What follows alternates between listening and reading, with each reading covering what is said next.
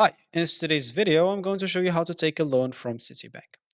So the first thing that you'll need to do is simply go and log in into your accounts. If you're on the phone, make sure to use sign in using this user ID, Touch ID, or even Face ID if you enable those two options. And if you don't have an account, you make sure to go and register for an account. If you don't have the app, you'll need to go and download it. Of course, if you're online, you'll have to go and log in using the user ID, password, or if you don't have an account, again, go and open. Now, how to apply for a loan? You can simply navigate through the online example and find personal loans. Normally, you should find this on the home screen once you logged in, or as you can see, you find even here like a personal loan. If you are already like logged in and you click on that, you'll be taken right away to check your rates. Then, as an example, once you check your rates, you'll find the loan that suits your needs.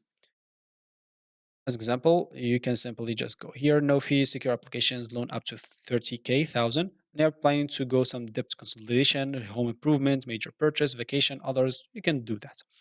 For example, I don't know, maybe home improvement or something like that. Here you'll have to enter your informations, click on next. Basically, this is to check or this or you'll go through those steps to basically check your rates to see the interest rate.